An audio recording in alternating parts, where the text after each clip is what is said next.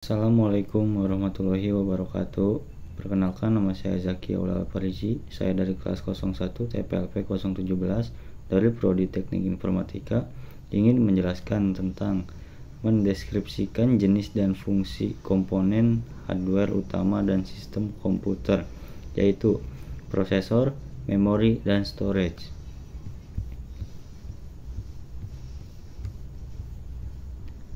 Central Processing Unit atau CPU adalah komponen utama dalam sistem komputer yang berfungsi sebagai otak dari komputer.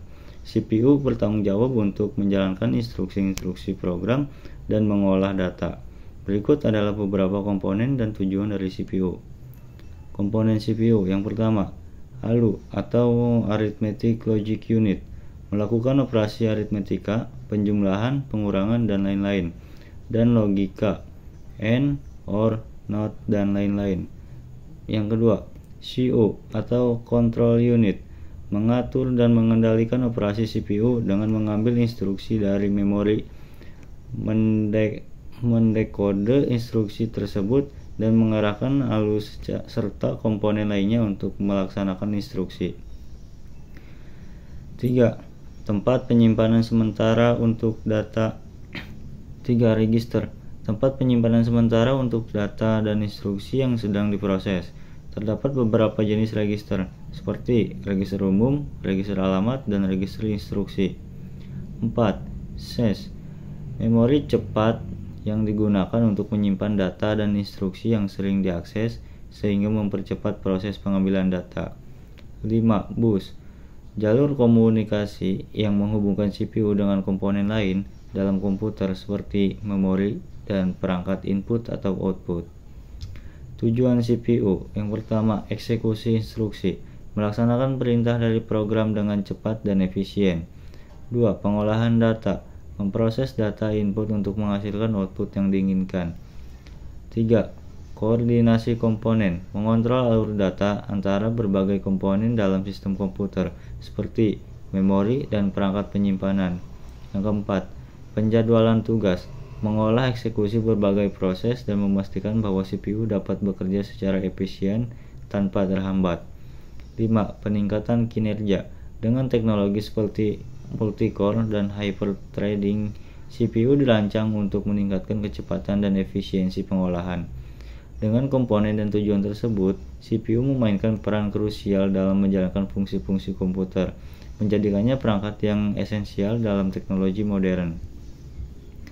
Perbedaan antara penyimpanan primer dan penyimpanan sekunder, serta antara RAM dan ROM. Penyimpanan primer, definisi, merupakan jenis penyimpanan yang digunakan untuk menyimpan data dan instruksi yang sedang aktif diproses oleh CPU. Contoh, RAM atau Random Access Memory. SAS, kecepatan, sangat cepat, memungkinkan akses data yang cepat oleh CPU. Volatilitas, bersifat volatil, artinya data akan hilang ketika daya dimatikan. Penyimpanan sekunder, definisi, merupakan jenis penyimpanan yang digunakan untuk menyimpan data secara permanen dan tidak langsung terhubung dengan CPU saat proses. Contoh, hard disk drive atau HDD, solid state drive atau SSD, USB, flash drive, CD atau DVD. Kecepatan, lebih lambat dibandingkan penyimpanan primer, meskipun SSD lebih cepat daripada HDD. Volatilitas, non-volatil, artinya data tetap ada meskipun daya dimatikan.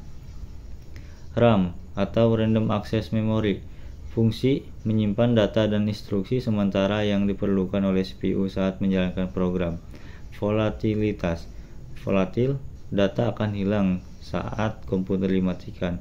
Tipe, terdapat beberapa jenis termasuk DRAM atau Dynamic RAM dan SRAM atau Static RAM. Kecepatan, sangat cepat, memungkinkan akses data yang cepat oleh CPU. ROM atau Read Only Memory, fungsi menyimpan data dan instruksi yang tidak dapat berubah, seperti firmware atau BIOS. Volatilitas, non-volatil, data tetap ada meskipun daya dimatikan. Tipe, terdapat berbagai jenis seperti PROM atau Programmable ROM atau EEPROM, Erasable Programmable ROM, dan EEPROM, Electrically Erasable Programmable ROM. Kecepatan lebih lambat dibandingkan RAM, tetapi cukup untuk tujuan penyimpanan permanen. Perbedaan antara dua jenis utama penyimpanan magnetik: menyimpan magnetik sekuensial. Yang kedua, penyimpanan magnetik akses acak atau random access. Berikut adalah beberapa perbedaan utama antara keduanya. Yang pertama, metode akses data sekuensial. Data diakses secara berurutan, harus melalui data sebelumnya untuk mencapai data tertentu. Akses acak. Data dapat diakses langsung ke lokasi yang diinginkan tanpa harus melalui data lain. Bagian 2, kecepatan akses. Sekuensial lebih lambat untuk mengakses data tertentu, terutama jika lokasinya jauh dari posisi awal. Akses acak lebih cepat dalam mengakses data tertentu karena dapat langsung menuju lokasi yang diinginkan. Bagian 3, aplikasi umum. Sekuensial cocok untuk backup data, arsip, dan penyimpanan data yang jarang diakses. Akses acak ideal untuk sistem operasi, aplikasi, dan data yang sering diakses. Bagian 4, contoh perangkat sekuensial, pita magnetik atau magnetic tape. Akses acak atau akses acak, hard disk drive atau HDD. Bagian 5, kapasitas. Sekuensial biasanya memiliki kapasitas yang sangat besar, cocok untuk penyimpanan data dan dalam jumlah besar. Akses acak, kapasitas bervariasi dari kecil hingga besar, tergantung teknologi yang digunakan. 6, durabilitas. Sekuensial umumnya lebih tahan lama untuk penyimpanan jangka panjang. Akses acak, ketahanan bervariasi tergantung pada jenis dan penggunaan. Bagian 7, biaya. Sekuensial, biaya per gigabyte biasanya lebih rendah, cocok untuk penyimpanan data dalam jumlah sangat besar. Akses acak, biaya per gigabyte lebih tinggi terutama untuk teknologi yang lebih cepat. Pemilihan antara penyimpanan magnetik sekuensial dan akses acak tergantung pada kebutuhan spesifik, seperti kecepatan akses yang diperlukan, frekuensi penggunaan data, dan jumlah data yang akan disimpan. Memahami jenis media penyimpanan optik. Jenis media penyimpanan optik adalah kategori perangkat penyimpanan data yang menggunakan teknologi cahaya untuk membaca dan menulis informasi digital. Berikut adalah penjelasan singkat tentang jenis-jenis utama media penyimpanan optik. Yang pertama, CD atau compact disc. Kapasitas umumnya 650 sampai 700 MB. Digunakan untuk musik, data komputer, dan software. Bagian 2, DVD atau digital versatile disc. Kapasitas 4,7 GB atau single layer hingga 8,5 GB dual layer. Digunakan untuk film, backup data, dan game. 3, Blu-ray disc. Kapasitas 25 GB hingga 50 GB.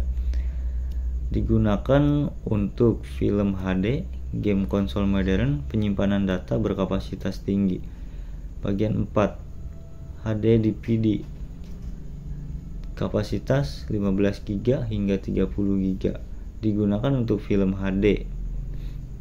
Bagian 5, UHD Blu-ray. Kapasitas hingga 100 GB, digunakan untuk film 4K Ultra HD. Masing-masing jenis media ini menggunakan laser dengan panjang gelombang yang berbeda untuk membaca dan menulis data, yang mempengaruhi kapasitas penyimpanan dan kecepatan transfer data.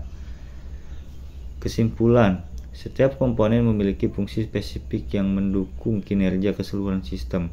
Interaksi yang efisien antar komponen ini memungkinkan komputer untuk melakukan berbagai tugas, mulai dari pengolahan data hingga menjalankan aplikasi kompleks.